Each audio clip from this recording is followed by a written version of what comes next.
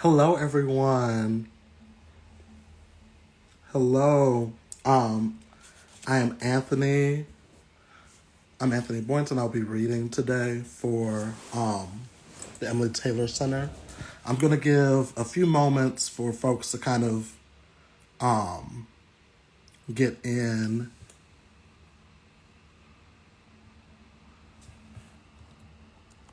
I'll give folks some moments to come in.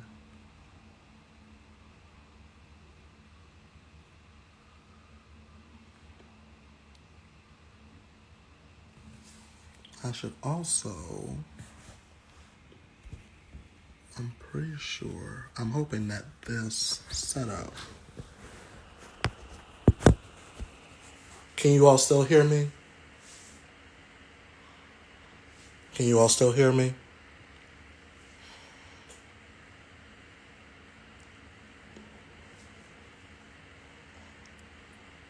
Hope you all are doing well. Okay, cool. You can hear me. That's excellent. Wonderful. Awesome.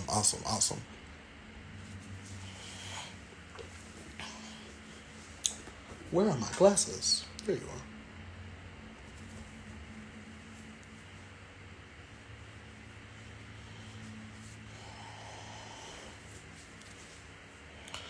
I hope you all are having a wonderful day.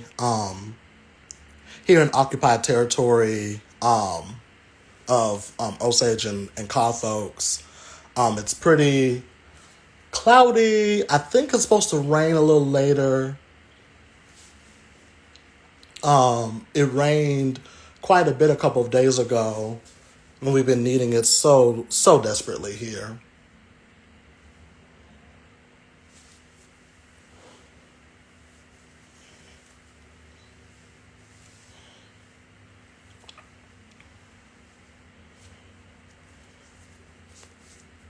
I'll give just another moment or so. I just realized I don't have water next to me, so I'm going to run and get some water. I'll be right back.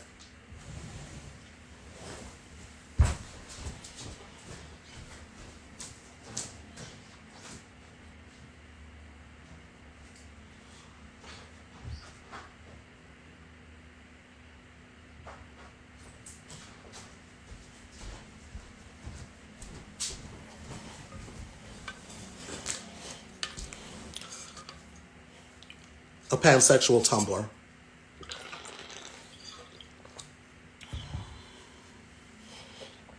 Okay. I think I'll start us off. I have no clue totally what my hair is doing, but we're just gonna have to work with it. So thank you all so much for showing up. I know that more folks will be coming in. Share this with your friends, your frenemies, your enemies, and anyone who loves reading a good book. Hello, my name is Anthony Boynton. My pronouns are he and they. I'm a writer, an aspiring fiction writer as well. And I am a graduate student in the Department of English at KU. This year, the Emily Taylor Center and the Office of Multicultural Affairs is partnering, to uplift the voices of Black women, femme, and non-binary writers by inviting Black women, femmes, and non-binary students at KU to take part in the Free Black Women Library Annual Reading Challenge. Today, I'm going to be reading excerpts from this amazing novel, An Unkindness of Ghosts, by River Solomon, who uses they, them pronouns. I'm going to read the back of the book a little bit, read the author bio, and a couple of sections from the novel. I'm going to put my hair back because I know it's going to fall on my face. If you've read this novel before, if you've read anything else by River Solomon, please put that in the chat. I've read this novel before, but it was a couple of years ago. Of course, that snapped. It was a couple of years ago, and I speed read it then.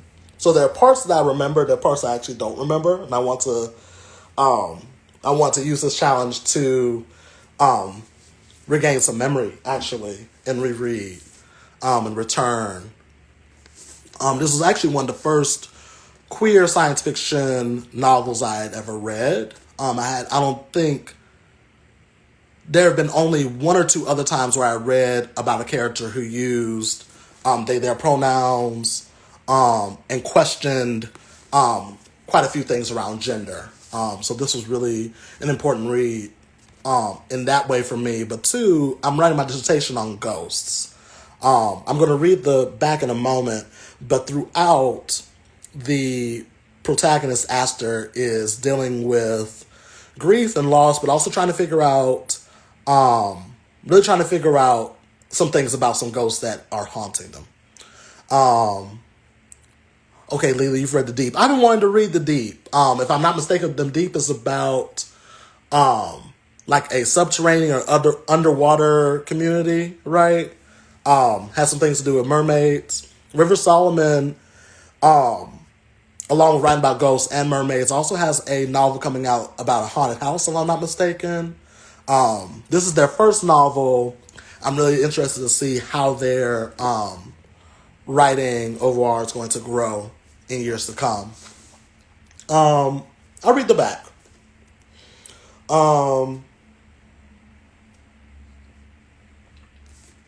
I think I'll read the kind of blurb first about the book, and then read just one of the blurbs by like various authors. Here's about the book. Aster has little to offer folks in way of rebuttal when they call her ogre or freak. She's used to the names. She only wishes there were more truth to them. If she were truly a monster, she'd be powerful enough to tear down the walls around her until nothing remains of her world. Aster lives in the low-deck slums of the HSS Matilda, a space vessel organized much like the antebellum South. For generations, Matilda has ferried the last of humanity to a mythical promised land. On its way, the ship's leaders have imposed harsh moral restrictions and deep indignities on dark-skinned sharecroppers like Aster. Embroiled in a grudge with a brutal overseer, Aster learns there may be a way to improve her lot if she's willing to sow the seeds of civil war.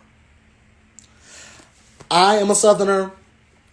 I am the great-grandson of sharecroppers out of Mississippi, Alabama, and Georgia. So when I do remember reading this at first and seeing so many parts of myself that I had not quite seen in a novel, and definitely not in a science fiction novel. I'm going to read this blurb from Tananarive Due, who is a Black woman sci-fi writer, imaginative in the vein of Colson Whitehead, Samuel R. Delany, and Octavia E. Butler. This novel explores the struggles of slum dwellers aboard a spacecraft sadly reminiscent of our own world. With outstanding world building and an unforgettable protagonist, this is a notable debut by an author whose work I look forward to reading for years to come. Same. I totally agree with Tananarive. This is their bio. And I'll actually show their picture. River Solomon graduated from Stanford University with a degree in comparative studies in race and ethnicity, and holds an MFA in fiction writing from the Messenger Center for Writers. Though originally from the United States, they currently live in Cambridge, England with their family, and this is their debut novel. I'm going to begin reading. I'm going to also sit back and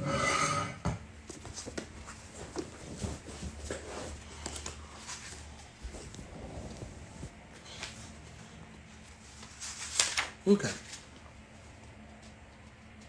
I figured that you can join me on my journey in rereading. In Unkindness of Ghosts, River Solomon. To my mother and her mother, all the way back to Eve. Part 1, Thermodynamics. 1. Aster removed 2 scalpels from her medkit to soak in a solution of disinfectant. Her fingers trembled from the cold and the tools slipped from her grasp, plopping ungracefully into the sanitizer. In 10 minutes' time, she'd be amputating a child's gangrenous foot. This shaking and carrying on would not do. Was this winter? Dim light, chemiluminescent reactions of peroxide, orange dye, and ester suffused the makeshift operating room. Star jars, the T-deckers called them in their improvised lanterns. Aster wondered where they'd gotten the peroxide to work them, let alone the phenyl oxalate ester. All you got to do is give one of them a shake and the stuff inside gets all mixed up, said Flick. Rotted foot propped up atop 2 stacked trunks. Look, you looking? Of course Aster was looking. Couldn't Flick see her eyes? A pile of faded comics lay next to the child on a flipped-over wicker basket. The Reign of Night Empress 19 on top. Its cover depicted a woman named Miriam Santi in a beige trench coat carrying a cylindrical device made of metal and wood. When she pulled its tiny lever with her index finger, a silver ball shot out of the tube, wounding her enemy. Rifle, Aster whispered, her lips splitting the corners of where the cold had pasted them shut. As a child, she called them ripples for the way they had of changing of everything in a story. And because she'd misread the word the first time around, finding that F's and P's looked similar to her untrained eyes. Issue 19 of Night Empress had been one of Aster's favorites when she was a girl. She'd read it along with every other Miriam Santi adventure available aboard Matilda. Old comics circulated wing to wing, deck to deck. Look how it blows up inside when I jostle it. Boom, boom, boom, said Flick as they shook the star jar. Aster regretted the error. She was used to the style of her own deck where all children were referred with feminine pronouns. Here, it was they. She'd do well to remember. Explode, explode, Flick continued, tossing the star jar into the air before catching it. Except not really. If it was an explosion, there'd be fire. And if there was fire, it'd be hot. They spoke in a matter-of-fact tone native to children who believed they knew everything. My great-grandmama say there was blackouts before, too. They was just passing through. After 1 week, they stopped, and low-deckers never even had to have no energy rations to stop them. No cold, said Flick. Dark brown skin lit bronze under the meek glow of the star jars.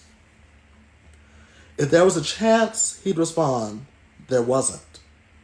Aster would radio the surgeon. He'd write her a pass to transport Flick to his clinic on G-Deck or somewhere else warm. He'd sign it in his looping cursive and stamp it in his fancy gold seal. Aster didn't know every guard on Matilda, but the one she wouldn't dare deny a pass issued by heaven's hands made flesh. As it was, the surgeon hadn't spoken to Aster in 3.5 weeks. Not since the start of the blackouts. No surgeon, no access to Matilda's upper decks, no upper access, no heat. It's like a star, see, Flick said, shaking another lantern, setting off its chemical show. Aster looked at the lantern, then at Flick, then at the lantern again. I'm afraid I don't. A star is a bunch of little things coming together to make a light, yeah? Chemicals and all that. And our little jars, our little special jars here, is a gift of little things coming together to make light, too. Also chemicals. Agree or disagree? Agree, said Aster, familiar with the basic chemistry from studies in astromatics. So, they the same. Chemicals plus more chemicals makes magic, Flick said, tongue sticking out. Aster admired the child's sureness, if not their utter wrongness. Your model lacks specificity and is therefore useless, she said, speaking more harshly than intended. This close to the end of the day, she lost the ability to modulate her naturally abrupt manner to comfort others. According to such a theory, a suitcase would be no different than a bomb. Sugars and synthase react to make the cotton of the luggage. Oxygen oxidizes gunpowder to make an explosion. Chemicals plus more chemicals make magics describes both scenarios rather well, but of course, we know a suitcase is nothing like a bomb.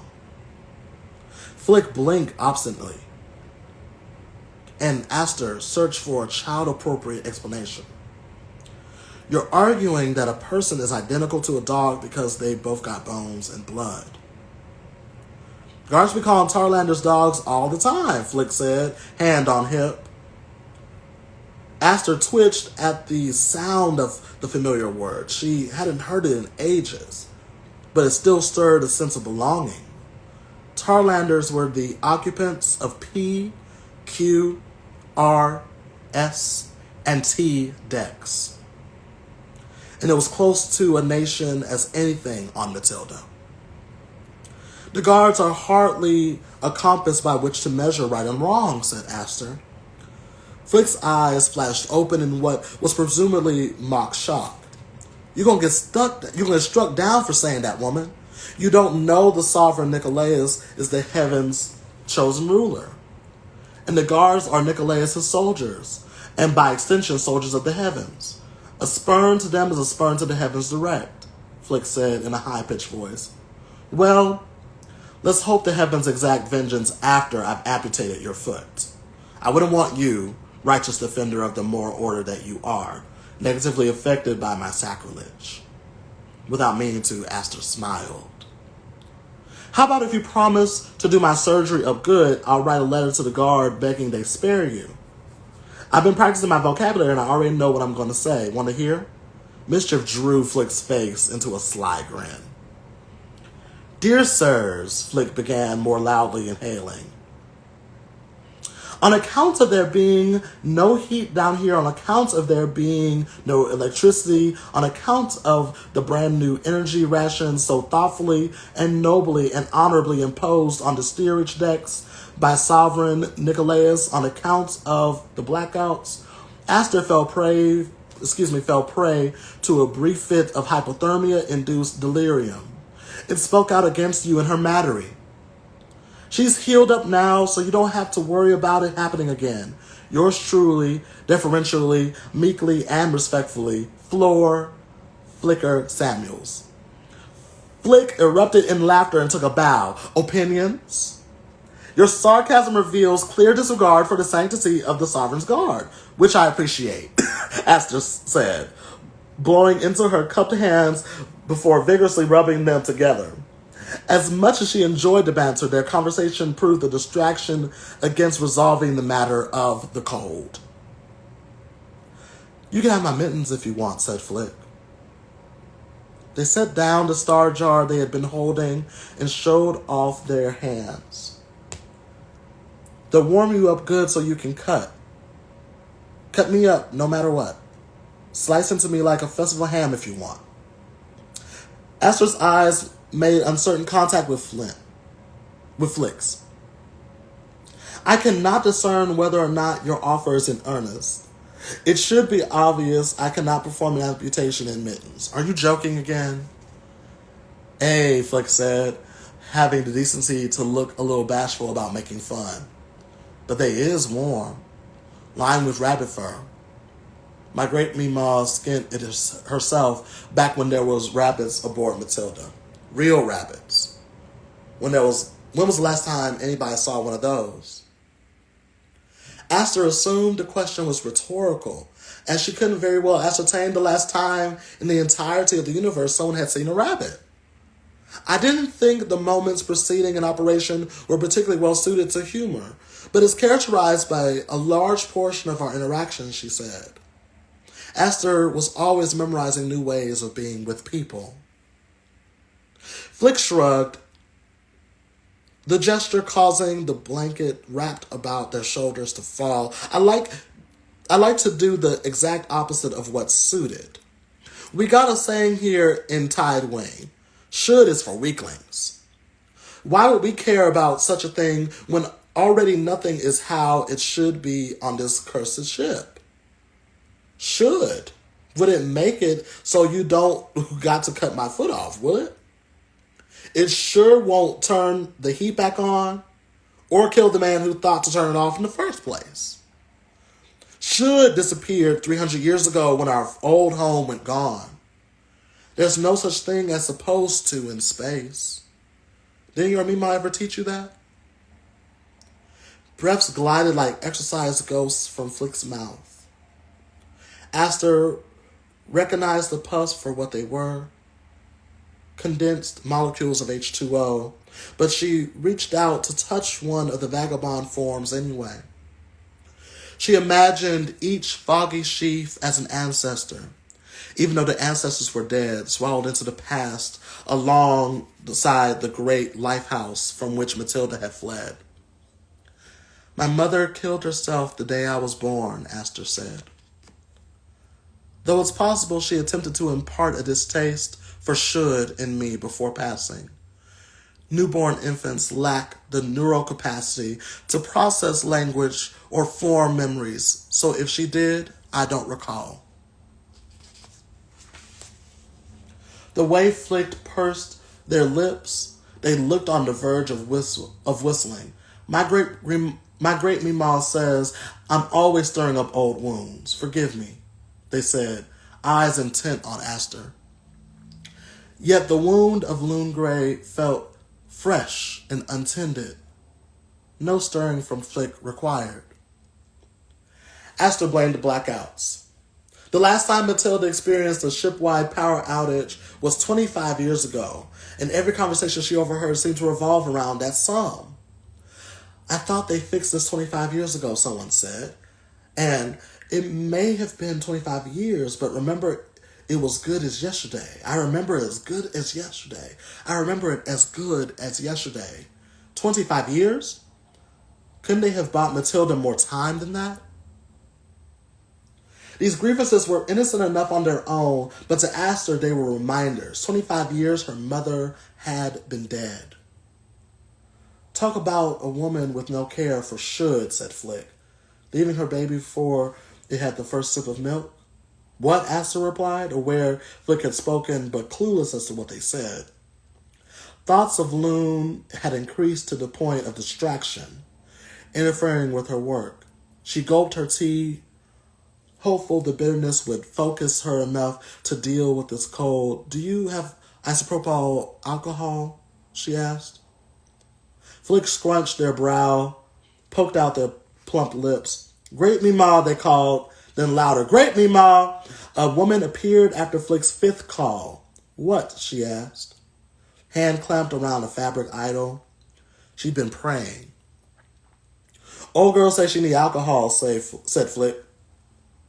The woman, young to be the mother of a mother of a mother, turned to Aster. We don't got nothing pure, Yoa, she said. And took it to Aster a minute to, and it took a minute for Aster to parse that particular form of address.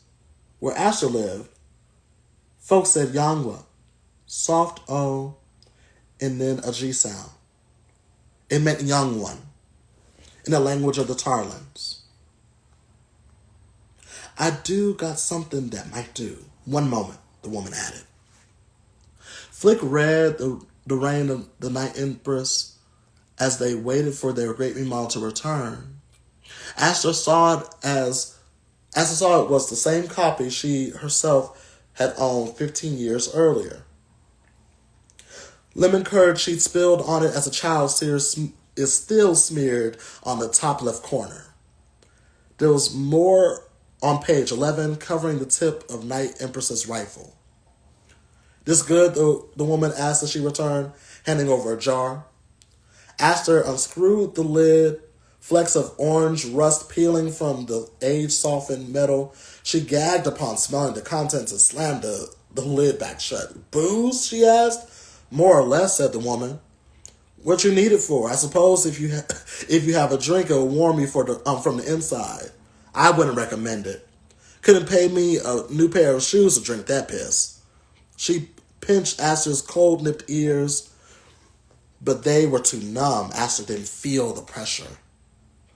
It is fuel for the stove I'm going to build. I'll need that can too, said Aster, pointing to the large cylinder in the corner of the cabin labeled Mama Lou's Baked Beans, brown sugar, maple, bacon, family size, 6 pounds, 5 ounces. Aster emptied the odds and ends from the inside, a few thimbles, a spool of thread, buttons, 2 packets of poppy serum, a razor. Now socks, shirts, anything, she said. 2 other women hustled to gather the materials, stuffing them into the can as Aster directed. When it was sufficiently packed, Aster poured in the entirety of the jar rot gut Flick's great-grandma had procured. A teenager pointed to the lighter in Aster's hand. Can I do it? They said. Go ahead, said Aster, handing over the lighter, smiling.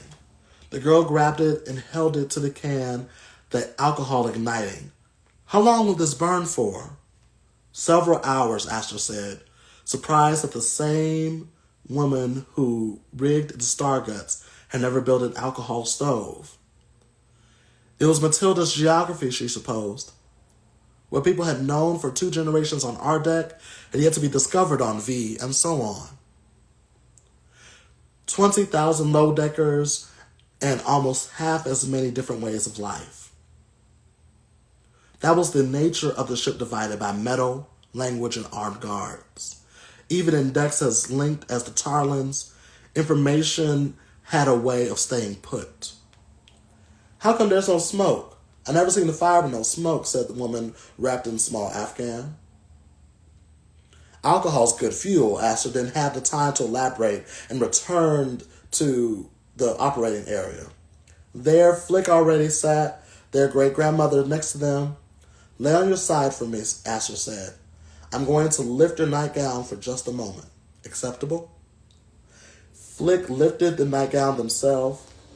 Aster scrubbed their back with a sponge, pinching the skin where she'd inserted the needle. Not necessary, but she picked up the habit from times when she watched the surgeon. She learned the most body-cutting craft from other Q-deck healers, but the surgeon's trick stuck with her the most. You'll feel a small nip, she said, then injected the local anesthetic to the child's invertebrate. Flick whimpered and grabbed their great Meemaw's hands. You'll feel heavy pressure in 2, 1. Aster inserted the larger needle into Flick's spine. Then she dragged her stool down to the bottom of the cot and pinched the gangrenous skin above Flick's metatarsals. Is it going to hurt much after you... Sorry, I'm going to reread that. Is it going to hurt much once that stuff you put in my back wears out? Asked Flick. Yes. A tear formed in the corner of Flick's eye, but they wiped it away with the collar of their shirt before it could fall. Aster pressed her stethoscope to Flick's talus bone and listened. The steady pulsing of blood signaled the viable vessels in circulation, and she drew a line in ink where she planned to make the incision. Preserving the ankle bone would make fitting a prosthesis easier. It feels good, said Flick.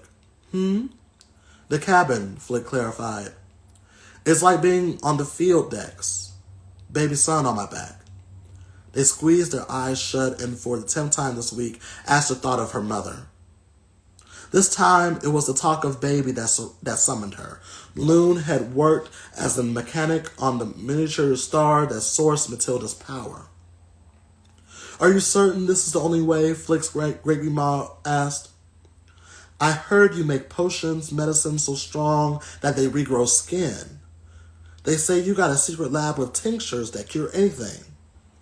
She squeezed her left hand with her right, kissed each knuckle prayerfully. I don't have a secret laboratory, Aster lied. But if I did, and it had the cures you speak of, I wouldn't keep it from you. This is the only way.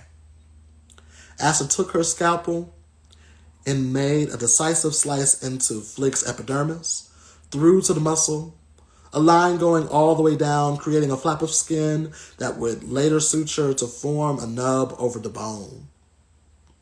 May retribution come to those responsible for this, said Flick's great-grandma. Fists balled into her apron. Aster cut away from the rotted flesh and the muscle of Flick's foot. Gratified by the falling off of blackened and corrupted limb, shiny white bone revealing itself underneath. There was no sense mourning what had no longer nourished us. By the time Aster finished, Flick's arteries sufficiently ligated, skin repatched, and it was only a little over an hour over curfew. She placed the foot into the cooler. She had to hurry if she wanted to deposit it into the botanarium or secret laboratory in Flick's great-grandmama's words, before retiring to her quarters for the night. It's true what people say. You're a good psychic, Flick said, eyes fluttering drowsily. Good as a surgeon herself. And they say her powers came from the heavens themselves. Aster didn't correct Flick's reflexive use of the pronoun her, but they'd only forget again. Flick's great Mima stroked the side of her pinky against Flick's knee. Here, Aster said, handing her a brown bottle, 14 pills inside. Once daily at first meal. Aster injected a slow-release pain suppressant into Flick's veins, so when the anesthesia waned, there'd be no immediate suffering. Flick whined, then pulled themselves up onto their elbows, wobbly and sedated. They squinted their eyes as they looked down and moved their hips, trying to jostle their legs, the paralytic still in effect. It's all gone, they said, and finally succumbed to tears. As they wept, their great Mima held them close. That was chapter 1. I remember first reading this and being like, wow, like this is much more sci-fi than I'm used to. I'm used to, though I study sci-fi, I really like softer sci-fi. So when I say soft sci-fi, normally there's like a little inclusion of like actual scientific, biological, technological terms. But this is, I think, easy enough to be accessible. There are some writers who make the science in science fiction so central that it kind of throws me off as someone who is not very literate in science or scientific things. But there's a way that Rivers Solomon, their inclusion of science is really useful here. That was a intense kind of chapter. To kind of just highlight, because I know a couple people came in a little late. The first chapter essentially is about the protagonist. On one level, the protagonist is doing this amputation of a person who has gangrene on their leg or their foot. But it is really a way into understanding the kind of suffering that's happening on this spaceship.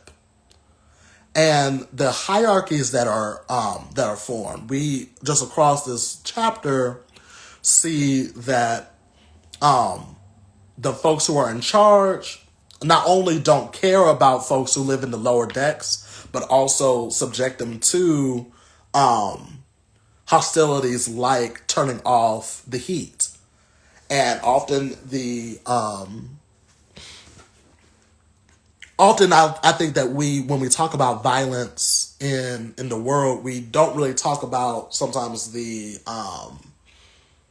the results of those violences, or the true experiences of the results of those violences.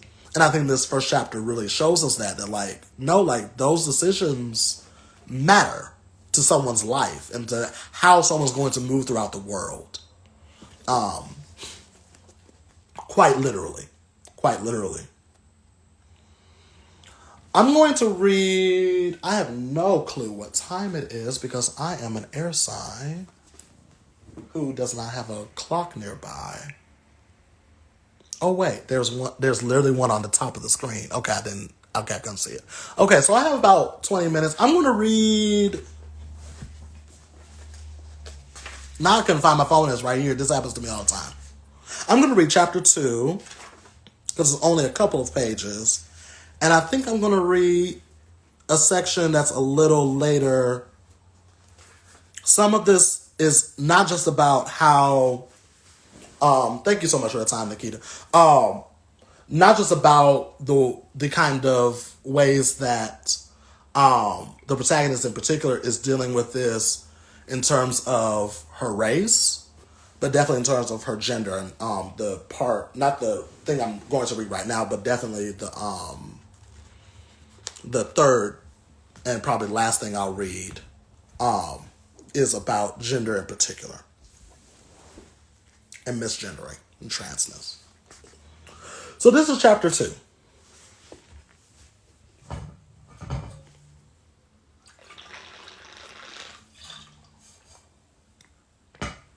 Make sure you're drinking water. We're basically plants with sentience.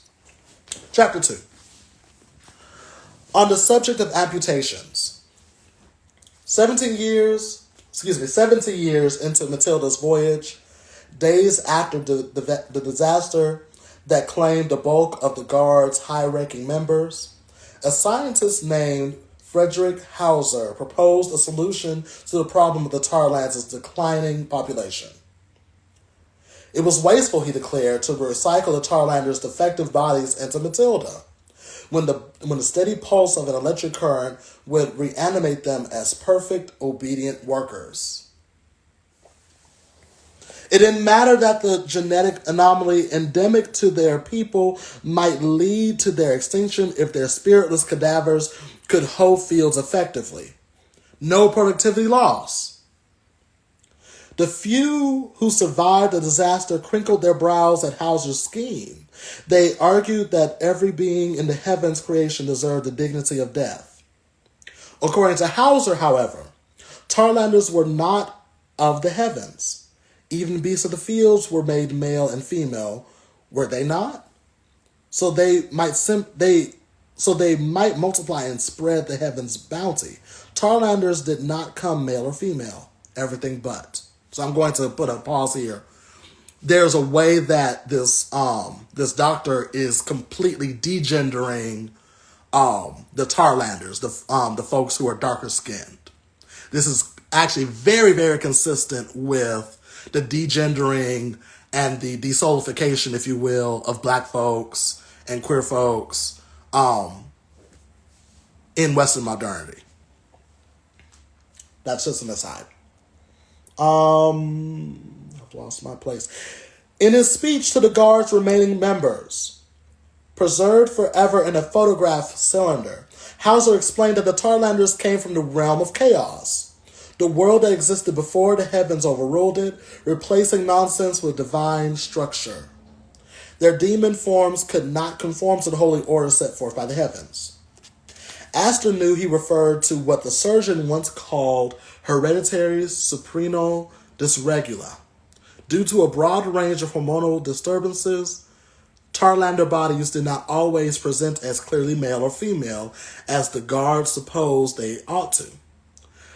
This explained Astor's hairiness and muscular build despite being born without the external organs that produce testosterone. The man who'd taken the role as interim sovereign cleared his throat and, judging by the sound of the clinking glass on the recording, drank from a glass of water. Drank from a glass of water. I doubled that, sorry. Drank from a glass of water.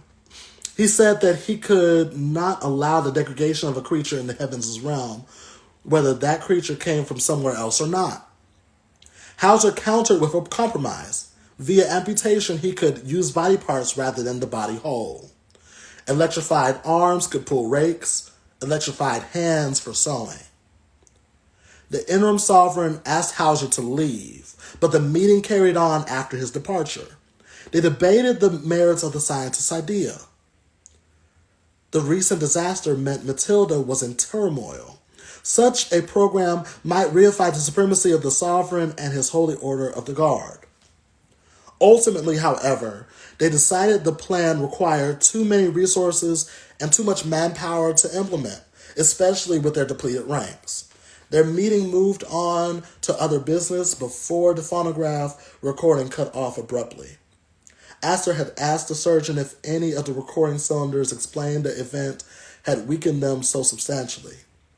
He shook his head. Most recordings of the transitional guards' meetings had been destroyed. Astor carried that knowledge inside her. These men had the means and opportunity to destroy evidence, to protect their legacy, but not one of them thought earnest discussion of reanimating a person's limbs for the purpose of manual labor warranted deletion from their official record. Forget the horrifying cruelty, the incompetent science of it all. Wait now, Wonga, not so quick, said Flick's great Meemaw.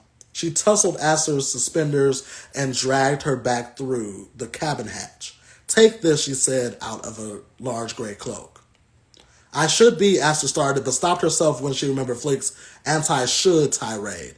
I have to be going. See if it fits. Won't take but a second to try it on, Flick's great-grandma said, reminding Astor of her Aunt Musline. The woman who raised Astor had similar levels of persistence. Flick's great Meemaw smiled, revealing intermittent metal teeth, sloppily rooted. Whoever had installed the implants neglected to perform a sinus augmentation and gum graft on the decayed gingiva and posterior maxilla. I just barely know science enough to read this book, I think. That's just me. But that's particularly talking about the mouth, the maxilla. Astor set down her medicine bag and took hold of the offering. Curled sheep's wool lined with the inside, off-white and dirt-stamped. It's been my family since before Matilda, I reckon, the old woman said. I've never had much use for it before these energy rations, except for those early-born babies who couldn't keep their temperature up. I washed out all the spit up. It's yours now. You like it? Astor squeezed the soft lining. It's too dear. The woman snorted and waved a hand. I'd say it's a pretty fair trade for the stove, no? We got quite the bargain. In the corridor, a guard shouted orders and Astor moved to the side where she couldn't be seen in the cabin. But you supplied the materials for the stove, she said. Materials are meaningless without knowledge, which is what you gave us. A cloak for the stove, that's the trade. Astor slipped her hand into the left trouser pocket to check her watch.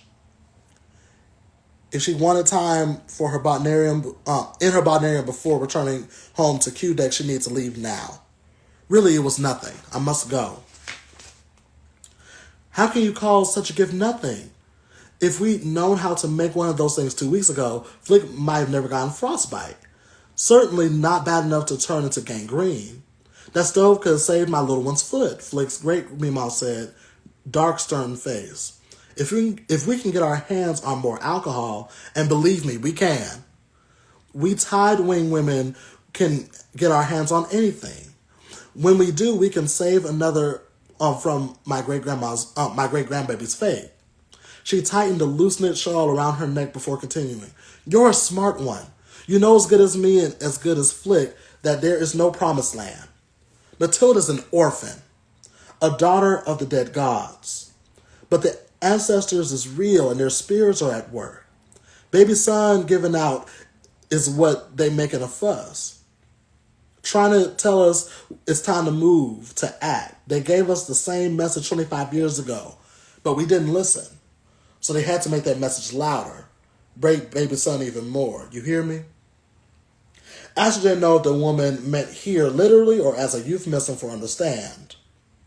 Depending on which it was, Astor's answer would be different. We got to help each other survive long enough to find out what the spirits have in store. That means not dying of cold. Please try on the cloak. Astor unstrapped her rucksack from her back and set it down next to the cooler and medicine bag. Fine, she said, and then slid on the cloak. Magnificent, Flicks Great Mima observed. Do you like it? The fabric weighed 6 or 7 pounds, and it pressed down on Astor's body. I do, and it's warm and pleasingly heavy. My sincerest gratitudes, Eldwa. The woman tilted her head, squinted her eyes. You have a harsh accent, she said. It's Eloa, not Eldwa. Eloa. See how much better that sounds? Soft, like syrup. Though I prefer you not call me that at all. Who wants to be reminded that they're old? Call me Hilela. I'm a healer like you. Well, not quite like you. You're a little off, aren't you?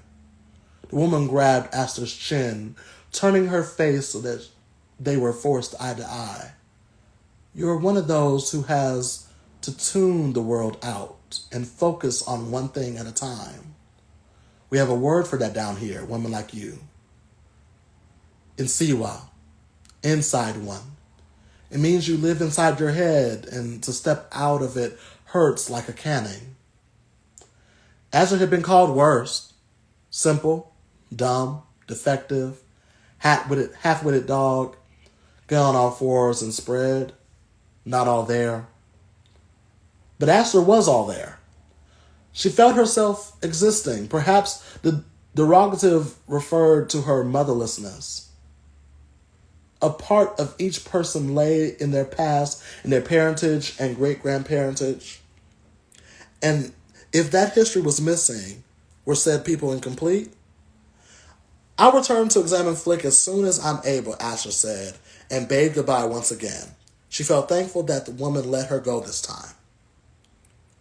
2 guards stood at either side of the corridor. Astor had a pass to be away from her home deck, but she had kept her head down, not wishing to draw attention to herself. Pass or not, they might have a mind to start trouble. A shaved-head teenager sold blankets in the middle of the corridor. Patrons lined up to barter. They carried bars of soap, swabs of cotton, ivory combs. Sub-freezing temperatures weakened what were already not particularly robust immune systems, and people hobbled to their quarters, wrapped in knit scarves that provided little barrier. Astor thought she should give her new cloak to one of them, but it felt too good around her. An elderly woman shouted at 3 children, and they cried. Tears made the charcoal circle around their eyes, run down their cheeks in watercolor swirls. They did that here on T-Deck, smudged black onto their faces in thick, wide circles. Raccoon eyes, they called it. After the scavenging animal, for they descended from a scavenging people. So they said. So they told themselves. So their stories went. This far from the past, no one could truly know their history. The children were siblings going by the look of them. All 3 shared the same murky gray irises, the color near identical to ashy swells beneath their eyes. She'd seen them before on the field decks during one of her shifts. They didn't work near her, of course, being from different decks, but she noticed them in passing. The elderly woman pointed a bony finger at them, and they ran away, right into Astor. They scurried past her without an apology, patting their pockets to make sure nothing had fallen out during the bump. Low-deckers, Astor included, hoarded. Pockets got new life as homes for various and sundry collectibles. Poppy serum, antibiotics, seeds, thread, screws, thimbles. Astor had stolen whole stalks of corn from the fields before, slid them up her trouser leg. Watch where you're going, one of the children called over their shoulder. And she did. After tide wing came tributary wing. Astor took the staircase downward, leaving T-Deck from for her bodinarium. There, at least, there was some kind of quiet. So, quite a bit happening. We, in the beginning, kind of get a past view of some of the kind of eugenics and kind of biological pseudosciences that are a precedent for Aster's time. It's so interesting to me how you can write a piece of speculative fiction and it mirror history so well, and mirror culture so well. So Flick's great. Meemaw just definitely like resonates with me on one level, being from the South, because she reminds me of so many Black women who in their own right are mystics, witches, etc., and who understand that spirit exists. And then the other part that is very intriguing to me, and I think those of you who will leave from this and read this, around not just eugenics as relates to race, but eugenics as relates to ability. So those of you who have read this, know this, and it comes out later that Aster deals with a number of different mental health difficulties. Difficulties as relates to processing information, and sometimes you'll notice that in some of the dialogue. I don't read it as difficulty as much as she's actually just being clear about some of the discrepancies that neurotypical people take for granted when they're talking to people.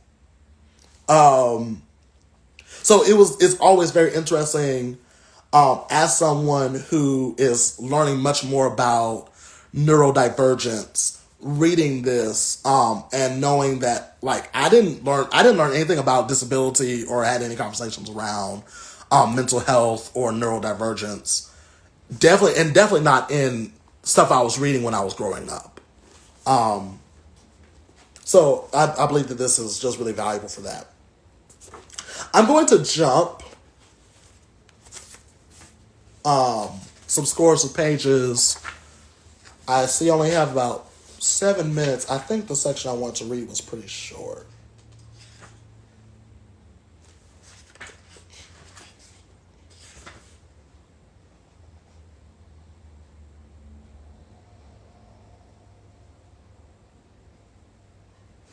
Yeah. Okay. Yes, it's 2 pages. So this is part 2, metallurgy.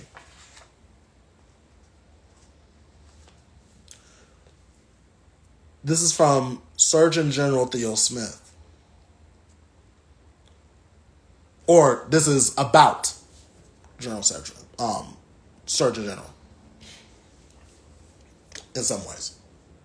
I was always a rather small, trifling thing. This is actually Aster talking, but she's about to talk to Surgeon General a little later in the chapter.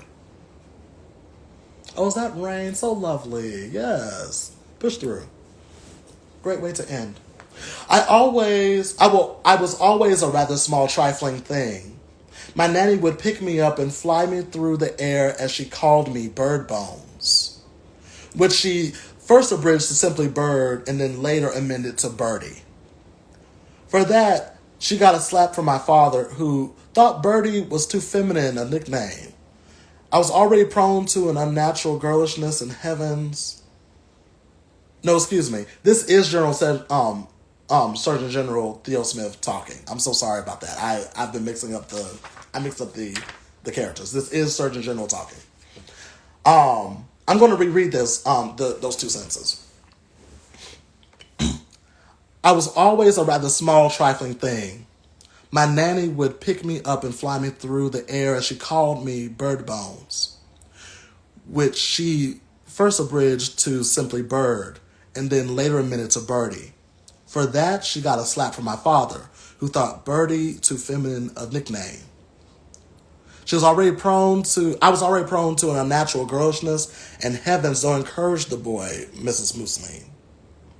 My sissiness and my sickliness were two sides of the same coin to my father. I was weak and I didn't belong. The feared scandal of my birth, bastard child of a black woman, had already forced his resignation as sovereign. The least I could do was be a good, strapping lad. I suppose he thought he had a chance after all when I turned out so pale. Though he was unable to impregnate his wife, the heavens were giving him another chance at a son. Pity for him how it all turned out. Sometimes I smile as I imagine his disappointment, and I do so now as I gather up myself to go. What would Father think of my closely shaven face, my peculiar wardrobe? Would he disown me? And that heartens me. I have done at least one good thing, become a person my father would hate. I glance at my wristwatch and note I'm going to be late for my meeting with Astor. But Uncle has called for me. When he bids, it's best to come.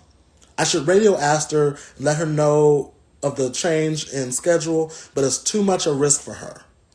In the fields, an overseer might see. Theo, lad, sit down, Uncle says when I reach his chambers. Greeting me with a firm handshake, he's smiling and his voice is warm. The sovereign's illness has him in good spirits. I hate it when you call me lad, I said. He laughs deeply and gruffly. I do suppose you're a man now. No, not quite. Not at all. I mooed. That is the exact opposite reason why it upsets me when he calls me things that mean boy. I get taken by how youthful you look sometimes, he says. Sometimes it feels you're getting younger, not older. It's the medication I take. An expected but welcome side effect of the special serum, Astor makes for me, for my post-poliomyelitis syndrome. It's a testosterone antagonist. I don't think she knows. There was always a way about you, says Uncle. Suffice it to say, you're angelic. There can be no explanation for the medical miracles you perform in your childish smoothness. Though more forgiving of my sissiness than my father, it comes out sometimes. His not quite disdain, not quite repulsion. Would it make sense if I called it attraction? I fascinate and excite him in a way I do not think is entirely wholesome, and it's been that way since I was very young. I don't know if he's ever hurt me in the way that adults can hurt children. I certainly have no memory of it, but then I have no memory of most of my childhood. Astor tells me she thinks I was hurt so badly that the only way I could go on was to pretend so hard that it didn't exist until it was true. But what happened still lives on in my body like a witch's curse. It is neither here nor there. Uncle's had his maid set up a coffee service in the smoking room, and I sit far away from him as I can in one of the chairs, purposely avoiding the sofa. I sat there. He certainly sit next to me too close. I trust you're well, I said. I help myself to coffee. I typically take it black, but adding cream and sugar gives me more to do with my hands. As well as can be expected, I am saddened by the state of the sovereign Nicolaus's health, but the heavens takes us when it does, and as it wills. It is to be praised. To God we must surrender. And it is to the heavens that you will replace him when this time finally does come, I ask. You know better than I, heavens. Hands made flesh, Uncle says, and he believes it. He always believed in me. I'm going to read 2 or 3 more sentences. On this matter, I don't know what the heavens would have, but I do know most certainly that you will take Nicolaus's place, as that is what the sovereignty wants. Does the sovereignty not follow the will of the heavens? They follow something, I said. Uncle nods, indeed. You too believe that they've lost their way. I actually believe their ways have always been one of godlessness. It's 1:00. Thank you all so much for joining in the reading of An Unkindness of Ghosts by River Solomon. Definitely pick it up if you are looking for a really good sci-fi adventure with a queer, disabled protagonist who is Black and femme. Definitely pick it up if you were into mystery, if you're into ghosts, if you're into spirits, if you're into Black culture, if you're into geography, if you're into science. Pick up An Unkindness of Ghosts. Do it. Love yourself differently. Love yourself more radically. Have an amazing day. Sending you all kinds of love, light. Thank you so much.